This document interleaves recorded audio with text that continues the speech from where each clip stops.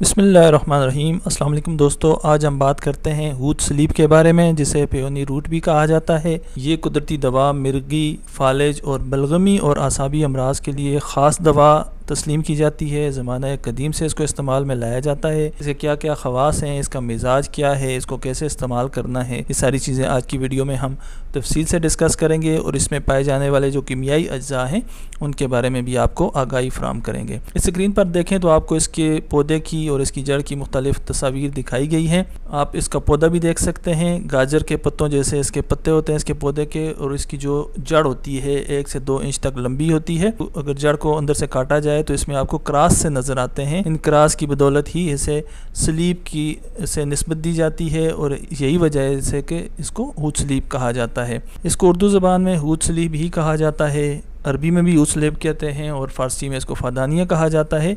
अंग्रेज़ी ज़बान में इसके पेयोनी रूट और लातीनी में इसको पेयोनिया एमोडी वाल के नाम से पहचाना जाता है। इसका मिजाज गर्म खुश्क है, दूसरे दर्जा में गर्म और दूसरे ही दर्जा में खुश्क असरात जिस्म पर मुरतब करती है। इसका पौधा 1 से 2 फुट तक ऊंचा होता है और इसकी जो जड़ है वो 1 से 2 इंच लंबी होती है और 1 सेंटीमीटर तक चौड़ी होती है। बाहर से ये जड़ भूरी होती है और अंदर से सफ़ेद होती है। इसको अगर काटा जाए तो लकीरें पाई जाती हैं और इसको अगर चबाया जाए तो इसका जो जायका है कदरे चरपरा सा होता है और अच्छी किस्म की जो हूद होती है उसको चबाया जाए तो थोड़ी देर के बाद ज़ुबान पर कड़वाहट और ख़ारिश का भी एहसास होता है और इसका जो असर है वो लंबा अरसा तक कायम रहता है। इसकी जड़ और बीज बतौर दवा इस्तेमाल में लाए जाते हैं। बहुत सारे अमराज में इसको इस्तेमाल किया जाता है। इस स्लाइड में उन तफसील जो है वो यहाँ पर दर्ज की गई है, जैसा कि ये मुहल्लल औराम है, यानी जिस्म में या रगों में या दीगर अज़ा में कहीं पर गैर तबी बलगम के इज्तिमा के बायस सुद्दे बन जाएँ, रुकावटें पैदा हो जाएँ, तो ये उन रुकावटों को तहलील करती है, खोलती है और इसी वजह से इसको मुहल्लल औराम दवा के तौर पर पहचाना जाता है। खून में अगर गैर तबी सौदा या गैर तबी बलगम के इज्तिमा के बायस ख़राबी पैदा हो जाए, दाने पैदा होने लगे, तो खून को साफ़ करने के लिए भी इसको इस्तेमाल में लाया जाता है। इसके अलावा ये मिर्गी, राशा, लकवा और फालिज के लिए बहुत ख़ास दवा है। तिब्ब यूनानी में इसको बहुत अहमियत हासिल है और इसके नाम से मखसूस अद्वियात मार्केट में भी मौजूद हैं जिनमें हूद स्लीप को अहम जुज़ की हैसियत से शामिल किया जाता है और उन अमराज में मिर्गी, राशा, लकवा और फालिज शामिल हैं। इसके अलावा काबूस का मर्ज़ जिसमें दम घुटते हुए महसूस होता है या नींद में बंदा डर जाता है, उसका दम घुटते हुए महसूस होता है और अचानक उसको महसूस होता है कि कोई चीज़ उसके ऊपर हावी हो गई है या बंदे के ऊपर साया के असरात उसको महसूस होते हों कि जैसे किसी पर जिन भूत सवार हो गए, तो उसके लिए भी इसको इस्तेमाल में लाया जाता है। इसके अलावा वर्म दिमाग और जुनून की कैफियत को ठीक करने के लिए ये इस्तेमाल की जाती है।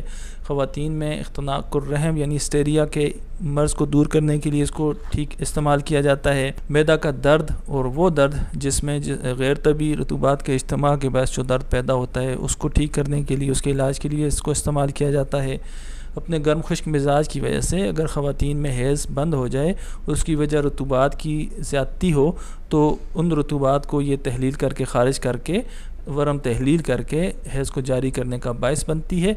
इसके अलावा ये मुसक्कन आसाब के तौर पर भी इस्तेमाल में लाई जाती है। बच्चों में जो उम्र-सुबियान का मर्ज़ होता है तो उनको दूर करने के लिए, बच्चों के अमराज को के इलाज के लिए इसको इस्तेमाल किया जाता है। गुर्दा के दर्द को दूर करने के लिए भी ये फ़ायदेमंद है और मसाना के दर्द को दूर करने के लिए भी फ़ायदेमंद है। इसके अलावा ये बच्चों में गुर्दा की पथरियाँ तोड़ने के लिए भी इलाज के तौर पर इस्तेमाल की जाती है और बच्चों में मिर्गी के लिए गले में इसको लटकाया जाता है, यानी अगर बच्चों में मिर्गी का मर्ज़ हो तो इसको एक धागे में पिरोकर बच्चों के गले में भी लटकाया जाता है।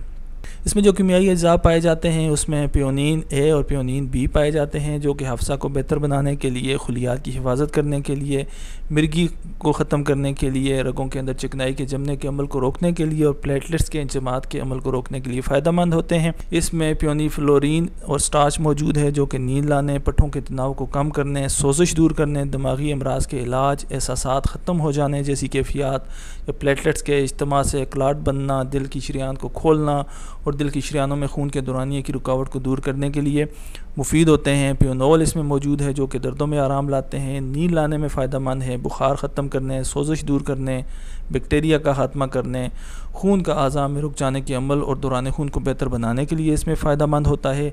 लेक्टिफ्लोरीन इसमें मौजूद है जो कि दर्दों में आराम लाने, पेशाब की ज़्यादती को कम करने, सोजिश को ख़त्म करने और मिर्गी को ख़त्म करने के लिए और रगों को खोलने के लिए फ़ायदेमंद होता है। मेल्टोज़ और म्यूसिलेज और टैनिन्स इसमें मौजूद हैं जो कि जिसमें क़ुव्वत मुदाफ़ियत पैदा करते हैं बीमारियों के ख़िलाफ़। इसमें एसेंशियल वोलेटाइल आयल पाया जाता है जो कि पट्ठों के तनाव को कम करने और जिसमें से सोजिश को ख़त्म करने के लिए फ़ायदेमंद होता है। इसके जो एरियल पार्ट्स होते हैं यानी इसके जो दीगर पौधे के पार्ट्स हैं जैसे इसकी शाखें हैं या पत्ते हैं, टहनियाँ हैं, उनका एक्सट्रैक्ट जो होता है वो याददाश्त को बेहतर बनाने के लिए, खून साफ़ करने के लिए, मिर्गी और आसाबी दर्दों को ख़त्म करने के लिए, बैक्टीरियाई ज़ख्मों को ठीक करने के लिए और फंगल इन्फेक्शन ख़त्म करने के लिए और दर्द और खिंचाव की कैफियत को दूर करने के लिए फ़ायदेमंद होता है। इसकी मिक़दार ख़ुराक की बात करें तो ऊद सलीब का सफ़ूफ़ 1 से 3 ग्राम तक रोज़ाना इस्तेमाल में लाया जा सकता है और गर्म मिजाज के अफराद के लिए ये नुकसानदेह साबित हो सकता है चूँकि ये जिस्म पर गर्म खुश्क असरात मुरतब करती है। तो गर्म मिजाज के अफराद अगर इसको इस्तेमाल करेंगे तो उनमें उज़लात की तहलील का बायस बन सकती है या आंतों में सोजिश का बायस भी बन सकता है। अगर हूद सलीब दस्तयाब ना हो तो इसके बदल के तौर पर हब्बे बिलिसान इस्तेमाल किया जा सकता है। अगर इससे आंतों में सोजिश पैदा हो जाए तो उसके लिए गोंद कतीरा इस्तेमाल किया जा सकता है और कुछ इसके तैयार मरकबात जो मार्केट से मिलते हैं उनमें खमीरा गाउज़बान हम्बरी, जदवार हूद सलीब वाला, हब्बे आसाब, माजून खद्दर और माजून अम्बल हम्बरी शामिल हैं। इसको दिमागी अमराज, मिर्गी, मालिखोलिया, जुनून और दीगर बलगमी और सुदावी अमराज को दूर करने के लिए इसका साफ़ करके इसको सफ़ूफ़ बना लिया जाए और 500 मिलीग्राम से लेकर 1000 मिलीग्राम तक के कैप्सूल भर लिए जाएं और उनको रोज़ाना इस्तेमाल किया जाए तो ये कैफियत में नुमायाँ कमी होती है और इसमें फ़ायदा पहुँचता है। यही इसका जो सफ़ूफ़ है वो शहद में मिक्स करके भी इस्तेमाल किया जा सकता है या इसका कावा बनाकर भी इस्तेमाल किया जा सकता है। और शहद में अगर इसको शामिल करना हो तो उसकी रेशो ये होगी कि इसका हूद सलीब का सफ़ूफ़ 25 ग्राम लेंगे और शहद 75 ग्राम लेंगे, यानी 1 हिस्सा सफ़ूफ़ हूद सलीब का और 3 हिस्सा शहद इसमें मिलाकर आप इसको रख लें और चाय वाली चम्मच सुबह शाम आप इसको इस्तेमाल करें। और अगर आपको इसको ज़्यादा मिक़दार में इस्तेमाल करना हो, ज़्यादा मिक़दार में बनाना हो तो इसी तनासब से, इसी रेशो से आप इसको ज़्यादा मिक़दार में भी बनाकर इस्तेमाल कर सकते हैं। और इन अमराज में जिनका हमने आज की वीडियो में ज़िक्र किया, दिमागी अमराज ख़ास तौर पर मिर्गी, मालिखोलिया, राशा, फालिज वग़ैरह, लकवा वग़ैरह के लिए आप इसको इस्तेमाल में ला सकते हैं। जी तो दोस्तों, मुझे उम्मीद है आपको ये वीडियो पसंद आई होगी। अगर आपको ये वीडियो अच्छी लगी हो तो अपने दोस्तों के साथ शेयर करें। अपने मुफीद और कीमती आराव तजावीज़ से हमें कमेंट्स के ज़रिए आगाह फरमाएँ। अस्सलाम वालेकुम।